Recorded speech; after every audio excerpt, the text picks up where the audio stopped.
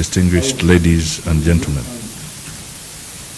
It gives me great pleasure to welcome our co-host and guests to Kenya and to join in this inaugural Africa edition of the Berlin Climate and Security Conference. I extend sincere gratitude to the Federal Republic of Germany for partnering with Kenya to co-host the Berlin Climate and Security Conference here in Nairobi. Climate change remains the biggest challenge of our time. It compromises the integrity of the ecosystems we depend on and poses existential threat to humanity and biodiversity. Here in Africa, climate change is a threat multiplier. It has become a major determinant of peaceful coexistence among communities within and across borders. Impacts such as prolonged droughts and sporadic flooding cause severe food and nutritional deficiencies, as well as loss of livelihoods, aggravating the situation of the most vulnerable populations. Equally, competition over declining natural resources often result in intercommunal conflicts, forced migration, displacements, and deaths. In the Horn of Africa, we find ourselves in a very perilous position as impacts of climate change converge with pre-existing fragility and conflicts. It is indeed difficult to achieve sustainable economic prosperity, social development, political stability, and the SDGs in general under these circumstances.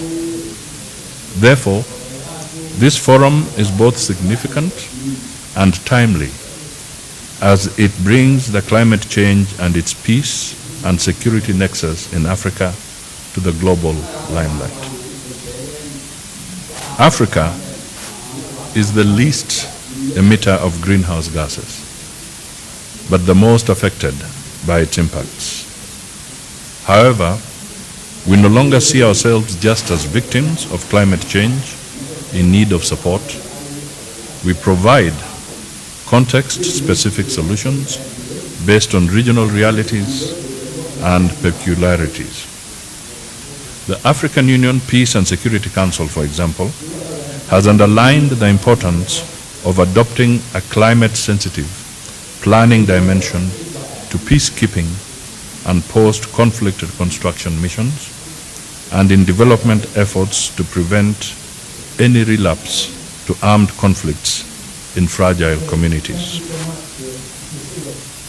As a low-emission continent with massive untapped natural resources, including renewable energy potential, the world's youngest and fastest growing workforce make Africa a very cost-competitive location for deploying green manufacturing and industrial capacity and removing carbon at scale. I believe this emerging partnership on the Nairobi edition of the Berlin Climate Security Conference holds a great potential, both in augmenting such locally led initiatives to address the challenges and open new frontiers for collaboration.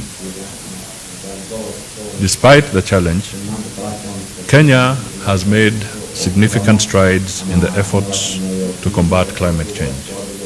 We are among the first African countries to enact a Climate Change Act of 2016 and also one of the first to enact laws at the subnational level, that is the county governments.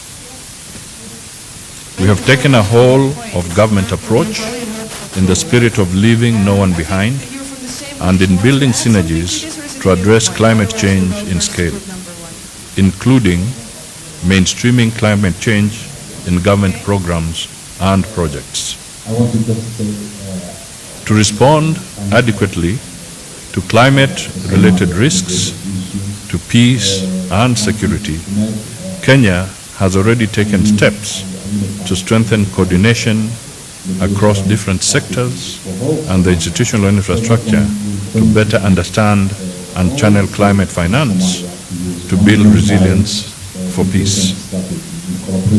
The government provides climate finance to the impacts of climate change, National Drought Management Authority, and risks in the IRA projects to build rural Africa climate to new and innovative and sustainable high-level participation academia, civil. Special session will be convened manufacturing, sustainable and natural capital.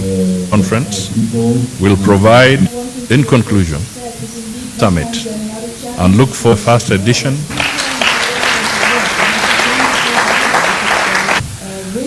The issue of, because it's if and it takes too long. Models. I remember at the crisis of the El Nino that international resources had been raised and get their infrastructure then at the center of some of this. Before the conditionalities punitive on the support from those funds have to be supported. The gestation period to the in Kenya, new trees to be planted. If you break it down further, God keeping you alive, roughly it's 10 trees plant, roughly 10 trees, that would be good. Tree that avocado, apart from just looking at the tree cover, but then there's also some serious economic gain that can come through to the citizens. So that, again, would be an initiative. Now, I want to draw Kenyans to something that was initiated by one of our presidents, and it was ridiculed in the initial stages. This is the Nyayo T-zones. Nyayo T-zones was a concept by the then president to create a belt of tea around the forests. You know, you have the rhino charge who do the electric fence and so forth.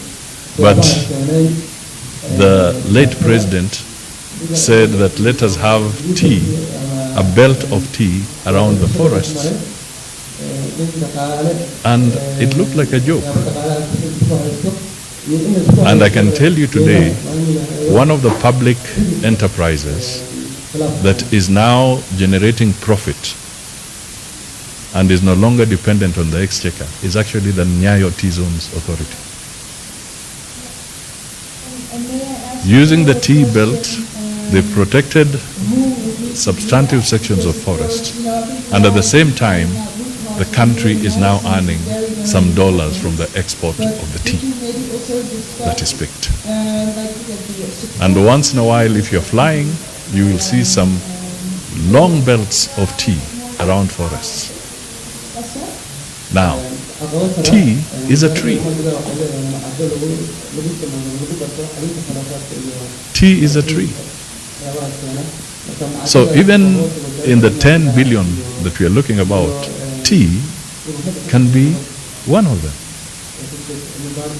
Coffee is a tree. If that objective. So, help us at supporting communities for a pleasant session.